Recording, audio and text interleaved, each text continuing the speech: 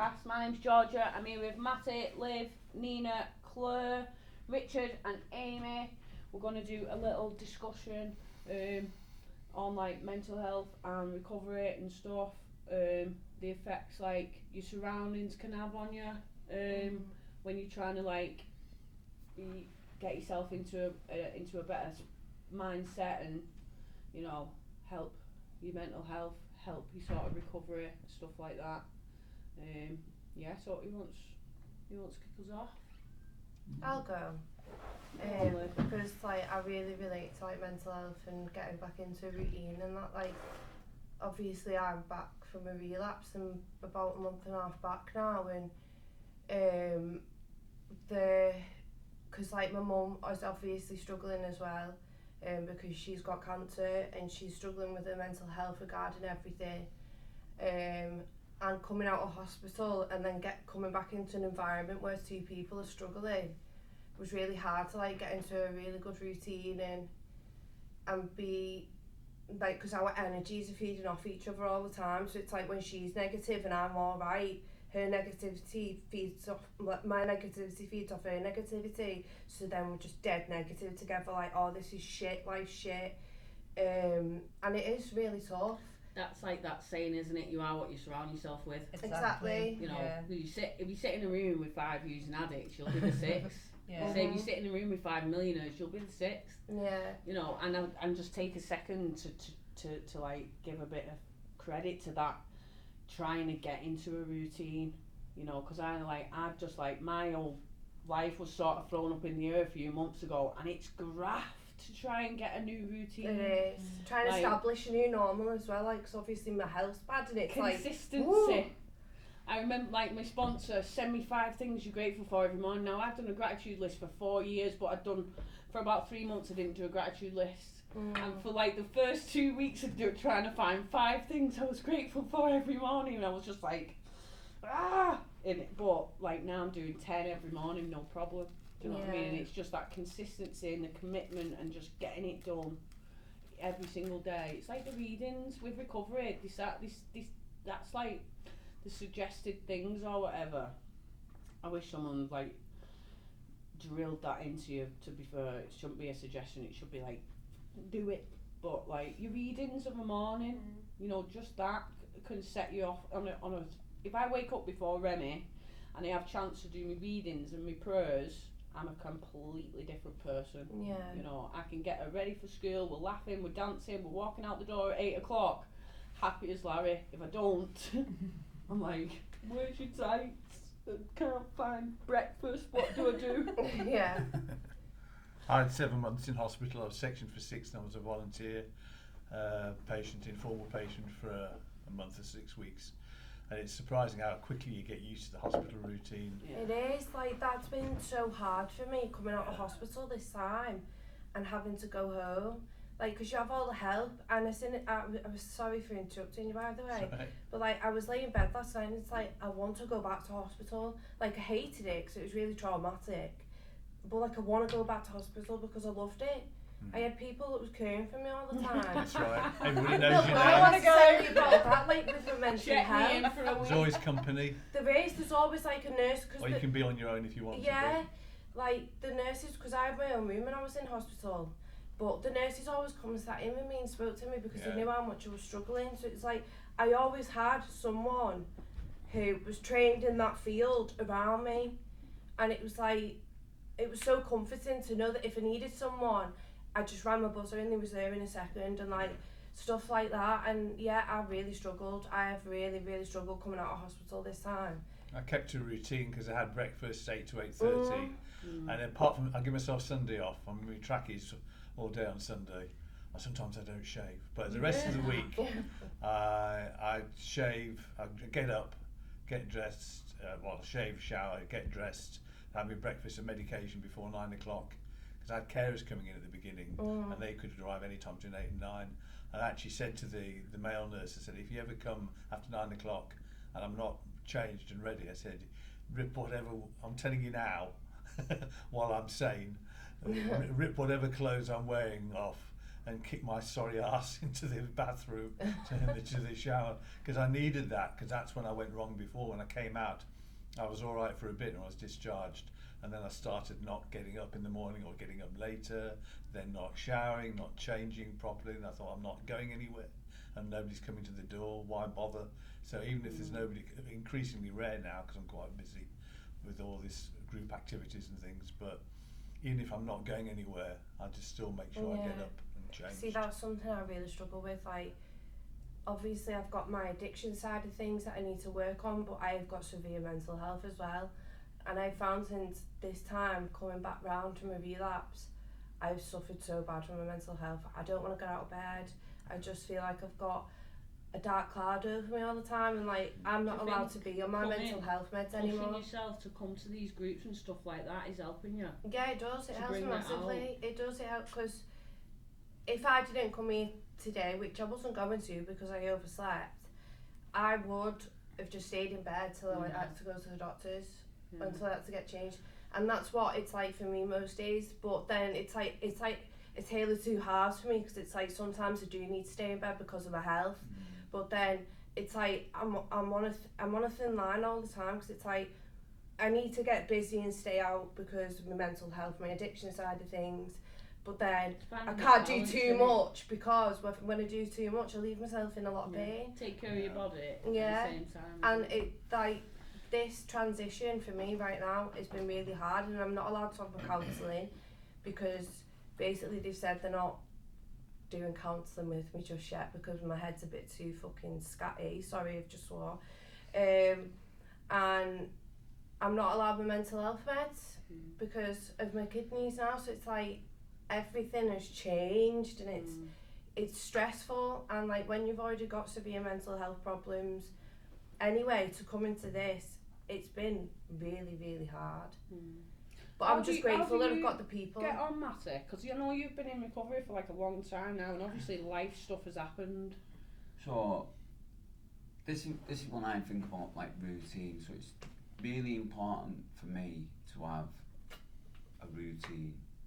But the thing about routine is, because we're, as human beings, we adapt to our situations like really well, actually, like, you know, like, but we have a mind that says we won't adapt to it when change is suggested. You know what I mean? But the thing about having a routine is you can have a really negative routine, and you can become like really blind to that routine. So like you're blind to your social surroundings, you're blind to the, you know, the people who are in your inner circle, you're blind to the environment that you're in. Do you know what I mean? So you can like, if you suffer with like depression, you can like spend all day in your bedroom, right, and it's just a mess, and it's like that.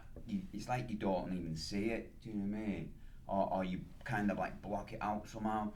So the only way I've found to like get into some kind of like healthy routines is like through sitting and being honest with myself and going like, what areas of my life are going to change? I mean, what areas of my life do I feel a negative? And like going through like a little tick list. Do you know what I mean? Who's my friends? You know what I mean? Are they good for me or not? Do you know what I mean? Because like some of my friends, I've got friends who I know they're not good for me. Do you know what I mean? But like I care about them, but I just try not to spend too much time with them. You know, like my job, I like look at my job and go like, you know, if I'm particularly stressed or fucking anxious about something, I'm like, what's the cause of this? You know what I mean? And you'll find them answers in doing that, and sitting and being honest with yourself. And life does happen. Never, you know, my life got like tipped upside down a couple of months ago. But I knew that like my routines like needed to stay, you know, because a lot of the routine what I had was good for me, and I tweaked it a little bit, and it's become like better in a way, you know what I mean? And I've started to see like different kinds of benefits, like my health and stuff like that. I done a thing yesterday, right? I was made up with it, so I haven't weighed myself for fucking God knows how long. So if someone asks me a question like, how old's your Jane? I say 50. She's not, she's older. If someone asks, you know what I mean? I have like specific answers that are already stored in my brain. You know what I mean? So if someone said like, how much do you weigh? I said 14 stone, because like that's what I always was. And I went on them scales yesterday, you know what give you like BMI. But you get an app and you can get, and like the results on it, like as a result of changing my routine around my eating and exercising and stuff like that, was like dramatic. I couldn't believe it. I was like really shocked. You know what I mean? It was saying like my it was saying I was like I had a body of a, don't mean like our lot, me inside of a 35-year-old, and I was like, fucking hell, that's fucking pretty good. 47, like, do you know what I mean? But my head, this is what my head went. My head went. No, my head went. Fucking kebab tonight. That's exactly how my head would go. Cheeseburgers. Cheeseburgers, Chinese. Yeah. So positive routines, isn't it? It is. Good for your mental health. Good for your recovery. That's what I'm craving. Yeah. A good routine. But I'm not sleeping now, so it's But the thing is it's like you know that's not good for you, and you know there's a better way, but it's like somehow you've got to get fucking jolted into that. Yeah. You know what I mean? And my dad used to say to me, no one is going to come and save you. Yeah. So like your friends, your family can come and try and thing it, and that's good, and it can help you away. But if there's no like willingness within you, like there was a reading the other day, what they're talking about addicts. An addict will not stop using unless they want to, and that fear attached to everything. Do you know what I mean? It's like if that was a coffee in front of you, if you didn't want to drink that coffee, you would not drink it. You know what I mean? Until the pain gets too much that you have to change. I used to think that because like I remember like just before I come back into recovery, like you said, like no one can do that for you, though no one can make you realise that. But I used to repeat that to myself every night when I was sat in my flat, and it was an absolute pigsty. I felt like crap. You know, I'm taking drugs and drink that just make me feel more crap, but at least I'm unconscious and not thinking about it. And when I was conscious, all I used to do was lie in bed and think to myself, no one's coming back for you, Amy.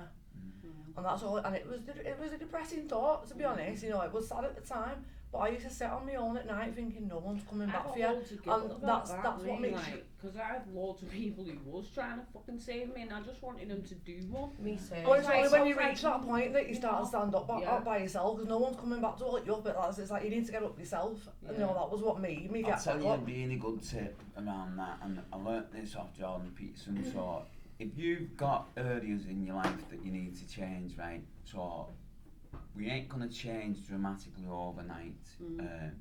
The best way to do it is the little things, you know what I mean, and then compound on that. So like, he talks about like making your bed on the morning, and if that's all you've done, do you know what I mean? And then the next morning it's like make your bed and tidy your room. Turning your alarm off when it goes off. You know, and what happens is if we make a decision, so of a night time, if I made the decision to get up at 5:30, right, and I wake up at 5:30 and I stay in bed till 6:30, that will have a mental impact on me. Do you know what I mean? Because what it does, it says, see, you're a fucking failure. Do you know what I mean? And it's not a logical voice that goes on in my head, but it attaches to my mental attitude, you know what I mean? And if I say, I'm not going to smoke this week, and then I do, that attaches on it. But if I say I'm going to get up at 5:30, and at 5:30 I jump out of bed, it's like that's a little victory. Yeah. And it's the little victories that have that compounded interest on our mental state of mind, I believe. Yeah. I can't do those little things like that. I let it just build and build and build, and then just go, wow. And I just burn everything to the ground. Because like for like the last 7 years, I've been the town centre mental health first aider, and through like all the lockdowns and stuff, I was talking people off Prescott Bridge, I was talking people off car parks, I was putting people in the back of ambulances from overdoses, I was looking after kids. It was absolutely insane, and I just took it all on myself, like, and just went home, walked through my door, walked up the stairs, got into that pit, everything's a mess around me, and then I just sort of like soaked in all their depression and just absorbed it all for them. And then I just woke up one morning and went, Chloe, you're not even fucking depressed, like, you're just fed up. So I just went, I'm not doing mental health no more, I just cut it. Not doing that, came off all antidepressants, all medication, and then I was like, right, okay, your next one's got to be quit your job, quit smoking weed, and get off the diazepam, get off the sleeping tablets, and clean your room. So, so now I'm not only just cleaning the room, just moving the whole. I'm just burning the house down and moving. Yeah. we'll have to cut it there. We've gone on a bit there, haven't we? But back this. She's trying to escape. Yeah, but thanks for watching. Give us a like, share, and subscribe. Nice one. Push. Oh, got a microwave.